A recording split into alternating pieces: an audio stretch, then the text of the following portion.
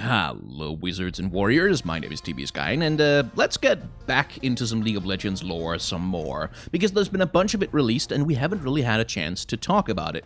This is the Winterspike Road by Laura Miche, a short story that was published on the Universe not too very long ago. Now, my plan currently is that we're going to go through the shorter short stories, which is the Syra Among the Flowers that we did last time, the Winterspike Road, and then we'll head into the really long ones, like What Once Sailed Free and the Echoes Left Behind that were published, and then finally we will wrap up on Ash Warmother, the comic project that League has got going on, hopefully before the Lux comic, which is next, finally comes out. There's a whole bunch of stuff to get through, so we might as well get to the point. Now, we're going to do, like we did last time, a full read-through of the story. That is to say, I'm essentially going to read the story to you, and we're going to comment on it as we go.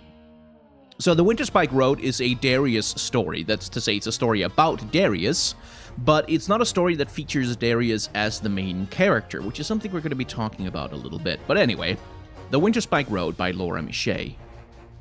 By evening, the snow had soaked all the way through Maya's boots. With each step, she could feel icy waters slosh from her heel to her toes, like a flaying knife drawn across her foot. Other soldiers were struggling too. 15 miles downhill in waist-high snow wasn't easy. But the Legionnaires at the head of the column weren't limping. Their steps kept the confident rhythm they had struck since morning, and their watchful eyes were still glued to the horizon. They probably have better boots, Maya thought. Trifarians are tough, but nobody's that tough in standard issue boots. Hey, Salt mutters. Holding up? Salt, the only Minotaur in the warband, was taller, wider, and older than everyone else. He was plowing a deep trench through the snow on sturdy hooves. Maya was jealous. I wish I couldn't feel my feet, she said. If I didn't have feet, no one could make me march. In the last campaign against the Winter's Claw, I saw a soldier's foot feel solid, Salt said. His toes cracked off when he put his boots on, so wham! General Darius chopped the whole thing right off. Maya turned her gaze down the mountain. On a bend in the road far below, she could see Darius himself, the hand of Noxus, might incarnate. The general's huge axe gleamed on his back. You're lucky to be here, Salt told her. Darius knows this road better than anyone. He built it during Darkwill's campaign, and we can help him take it back. A little leak of anger burned in Salt's eye. Damned Winter's Claw. So, like I said, Darius is the character the story is about, but he's not the main character. The point and purpose of this story, the whole concept of it, is to elucidate what kind of a character Darius is, what kind of person he is, how he thinks, how he acts, how he behaves, how he treats the people around him, by seeing him through the eyes of another. And so the character that's been invented for this purpose is Maya, who seems to be a foot soldier, not in the Trifarian Legion, but some kind of Noxian foot soldier who's a little bit wet behind the ears, who's kind of new to the job. A fish out of water, essentially. Someone who is inexperienced enough that you can have other characters explain stuff to her, which is a really, really common device when it comes to doing exposition in stories, is we need to tell people the backstory of this place, but we don't want to do like 14 paragraphs in the narrator voice, like laying out the history and what happened and who did the thing and who did the what. So instead we want to deliver the exposition through dialogue. But how can you get, like, if someone is a known fact in the universe, if something is just like a historical thing that people know, how can you get someone to ask questions about it? Well, you bring in someone who's inexperienced, who's an outsider, who doesn't know what's going on. And that is the reason why there's so many, like, good lord, so many fantasy stories that feature characters, like, coming from the real world or something like that, because you can use that as an excuse to have other characters deliver exposition to them, or characters like travelers from a faraway land, transfer students coming to a new school, or indeed like new employees entering this mysterious organization that does various things. Men in Black is a great example of this. Like they use the character of Jay as an outsider, as a means to bring the audience into this ridiculous world of an agency controlling aliens on Earth. Same principle being applied here. We get Maya, who's an inexperienced soldier, who's young in the profession, being taught stuff about Darius by Salt, who's an older, more experienced, grizzled veteran. That's something that comes up again a little bit later. Maya turned her gaze down the mountain. On the bend... Oh, we actually read that already. Cliffs rose sheer on either side of Darius's mountain road. Looking up, Maya could see the silhouettes of soldiers standing atop them. The scouts don't get a rest, do they? She asked. What? She pointed. The scouts. Which scouts? Salt asked. Then he looked up too. Whatever curse he bellowed was smothered by the avalanche. Two curtains of white separated from the cliff tops above them. Almost instantly they filled the pass. Chunks of hard-packed snow smashed into the Noxian column, swallowing the soldiers row by row as the avalanche raced downhill. Maya braced, but it was like being hit by a charging basilisk. There was a tumbling terror, an awful weightlessness, then darkness, and the crush of winter. So here again, as I always do in these stories, I'm going to complain a little bit about terminology. See, what we have here is a simile. Maya braced, but it was like being hit by a charging basilisk.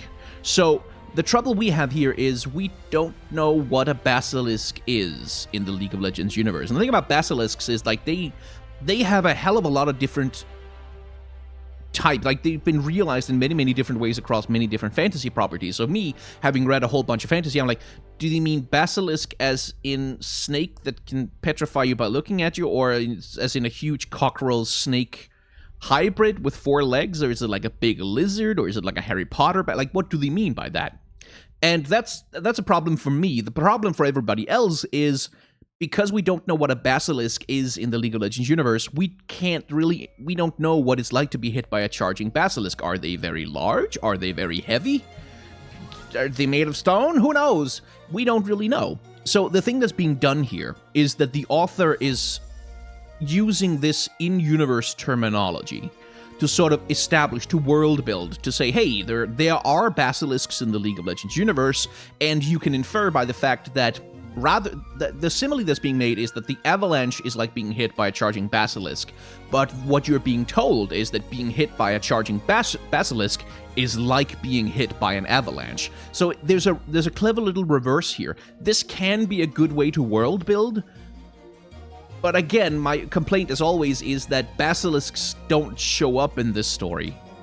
They're not relevant to the story. There's no point in the story where characters encounter a basilisk and then it's useful to have planted already that they're powerful and dangerous, because that gives the reader an idea of what to expect.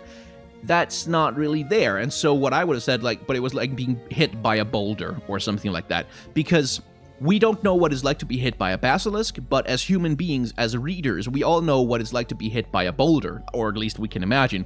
We know what it's like to be hit by, 12 tons of rock or something. Like, use a reference that is comprehensible by the reader, like that the reader can understand without having to do the extra mental gymnastics of Maya braced, but it was like being hit by a charging basilisk. Okay, I don't know what a basilisk is, but she braces, but it was like being hit by this thing. That only makes sense if the thing is very heavy. Therefore, basilisks must be very heavy. So being hit by an avalanche feels like being hit by a basilisk, because like you have to do this kind of mental arithmetic, which happens very quickly. Like, it's not difficult, it's not hard. But to me as a reader, it's just annoying that the story is like, let's show some world building in here and force you as a reader to put a brief pause on the action to consider, okay, what's a basilisk in this context? And figure it out, and then get back into what's actually happening in the action. And that's just me. Like, if I was editing this, I would take that out and replace it with something that's more relevant. Like, it was like being hit by a charging minotaur. Minotaurs have already been established. We have salt. That would do more to describe the universe of what's being established within the story, rather than making references to stuff that is entirely outside of the story. Anyway, by the way, I also wanted to mention there was a tumbling terror. I love the alliteration. An awful weightlessness, then darkness, and the crush of winter. The crush of winter is that's a really good way to phrase it, especially because, again, she's been buried by an avalanche. She's got a whole bunch of snow on top of her. She feels the crush of winter. That's a good little poetic turn of phrase. I like that. Crunch. Someone heaved Maya out of the snowpack. Get up, he commanded, a voice ringing like the clash of blades. Dig them out.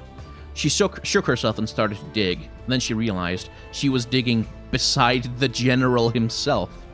Darius found a cloven foot in the snow. Salt, Maya shouted. She helped the general heave him out. Maya looked back up the frosty slope. Far above, Winter's Claw warriors were picking through the scattered remains of the Noxian dead. No retreat now, Maya thought. So, here again, a little bit of a nitpick from me. Darius is barking a command here, like, get up. It's a very quick, it's a brief thing.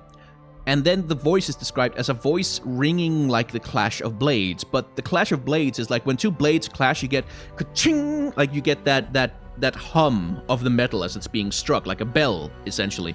That kind of a note. And when it comes to, like, when he's saying, get up, like, that's such a brief declarative. I don't think you should say that the voice is ringing there. And certainly not like the clash of blades, like metal on metal. More like, you know, a voice barking like a war dog or something along those lines. That's just a little thematic thing as a minor nitpick. I just wanted to bring it up because that's the kind of person I am. Darius was counting heads. Officers, he called. 2 Trifarian Legionnaires swiftly ran over. Report casualties. There's a river over the next ridge. We'll fortify there. Darius surveyed the battered Noxian ranks, his expression burning with barely leashed anger. If you can't walk, crawl. And I do like that, by the way, that there's a consistency in how Darius expresses himself. There's a tense situation, stuff needs to happen quickly. He doesn't waste a single word. Get up, dig them out.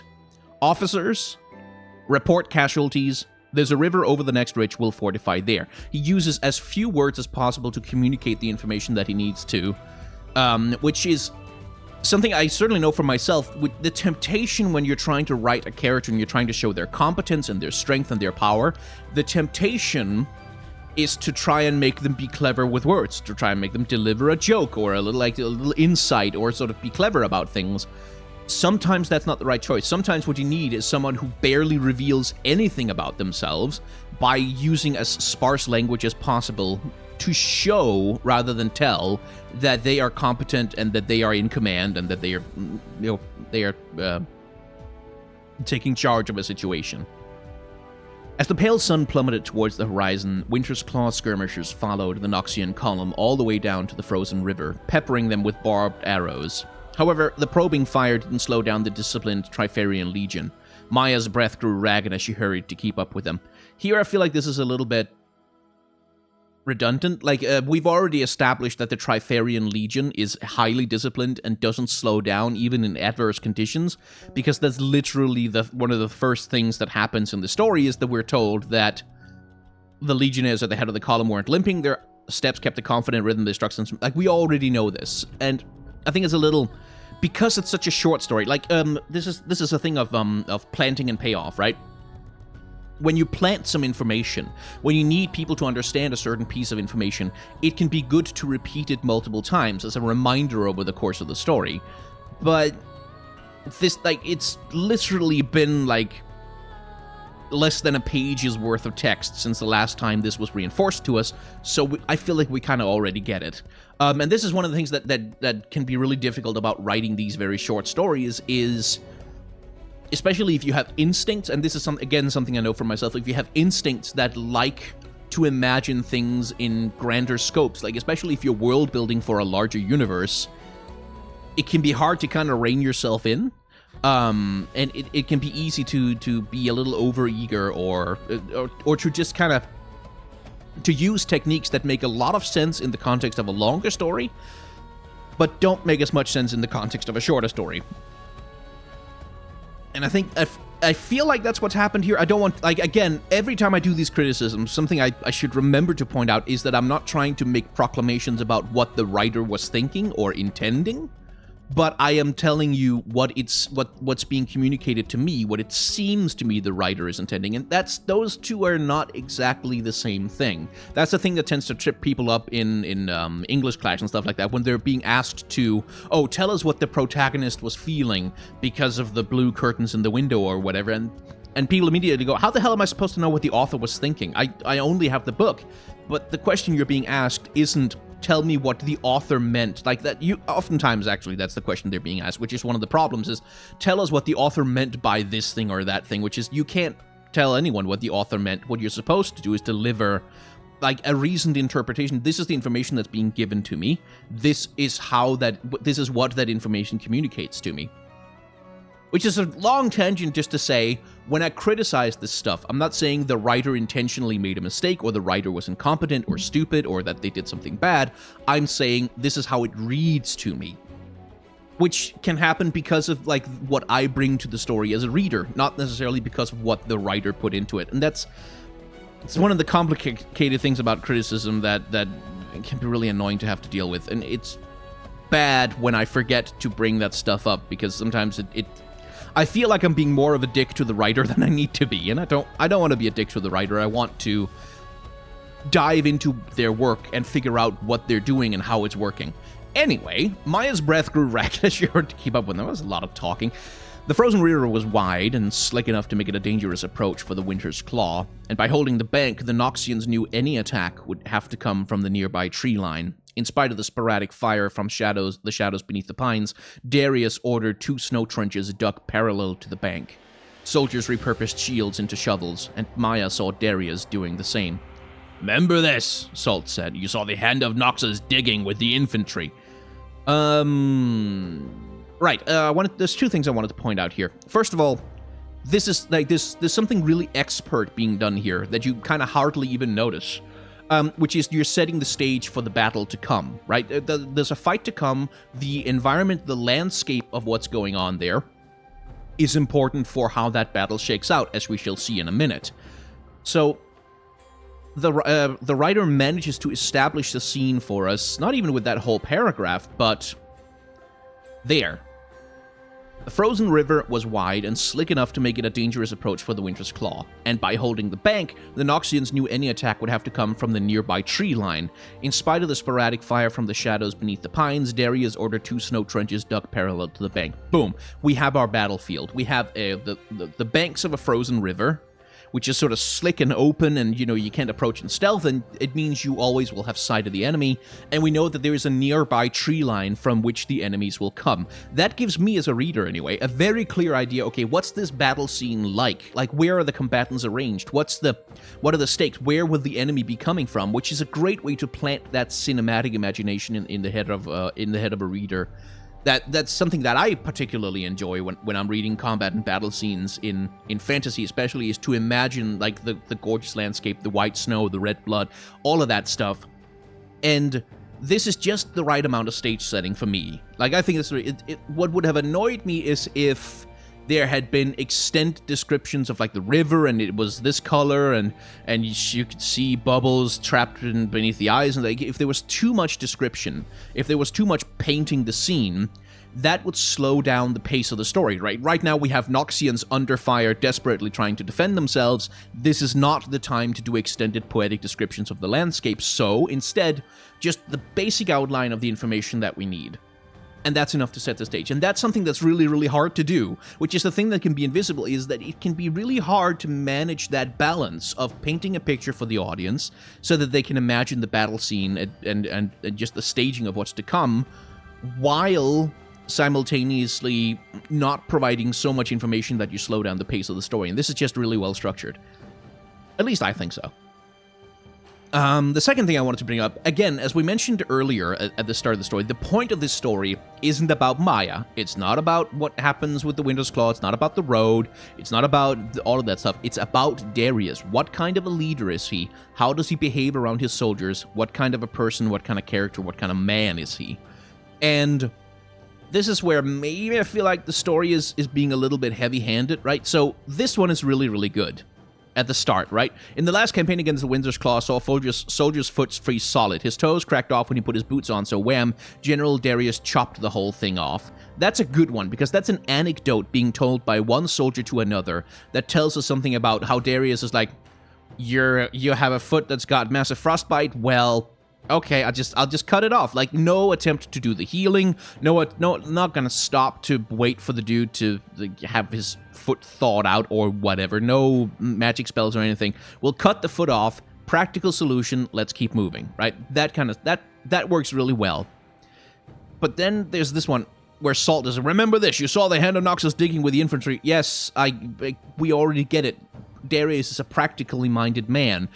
A trench needs to be dug. He has 2 hands. He can help dig the trench. We get the point that Darius is not sort of the distant noble commanding from the back lines, unwilling to stand in the trenches with his soldiers, yada, yada, yada. Everyone then sharpened stakes for the outer trench. Darius checked defenses along the line, but stopped at Salt. "You're familiar," he said. "I fought in the first Flood York campaign, General." Salt nodded at Maya. "Told this youngster how much worse it was." Darius looked Maya over. "This is your first action," he said. Maya wondered how he could tell. Yes, General. Don't waste time on fear, he told her. Focus on facing the enemy, on putting your blade in their throats. Maya wasn't sure what to say. Something parted the air between them, and a javelin lodged in the wall of the trench.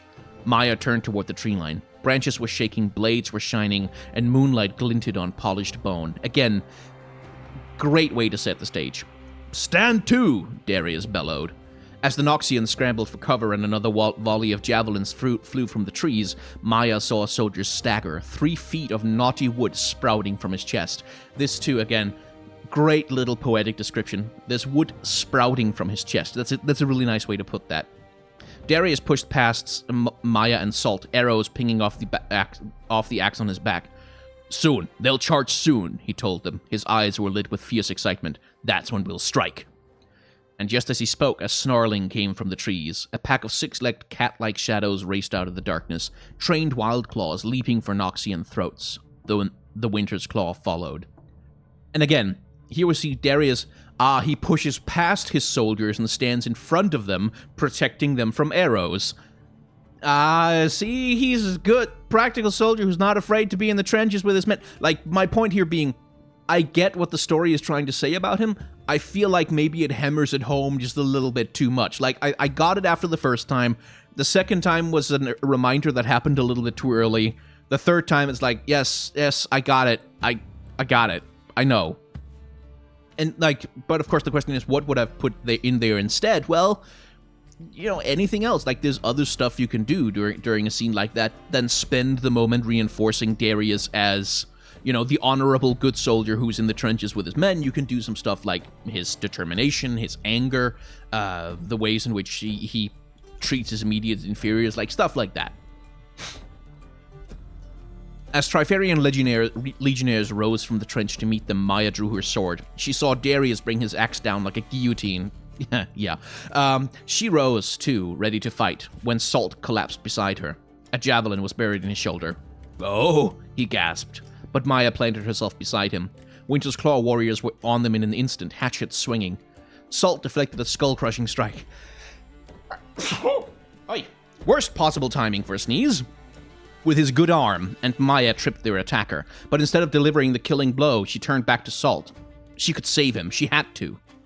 She pushed Salt towards the river, away from the fight, and they slithered out onto the ice behind the Noxian line.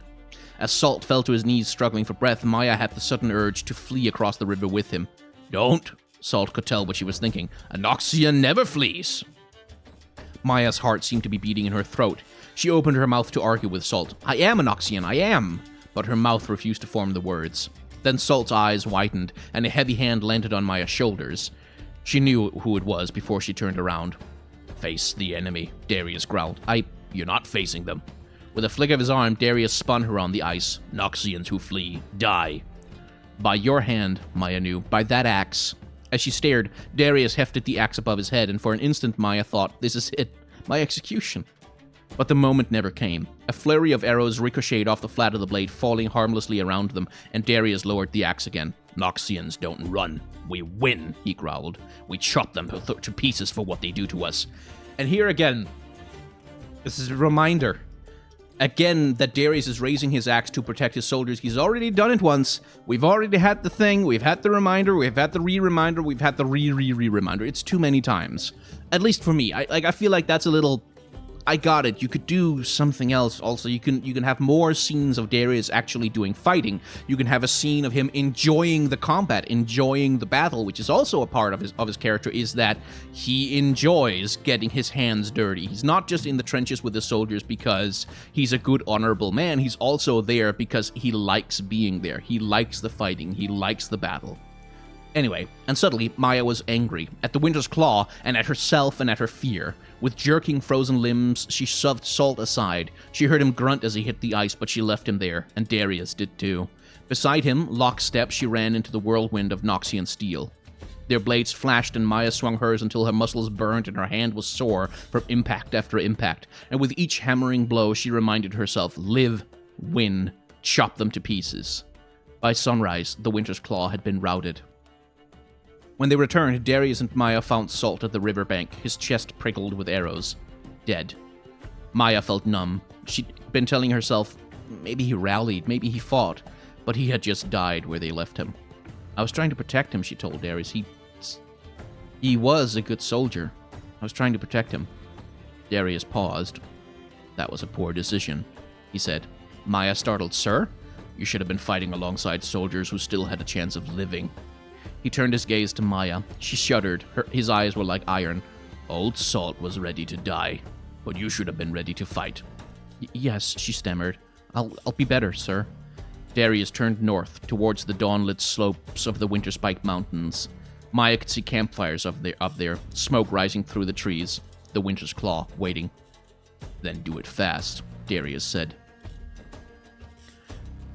Yeah.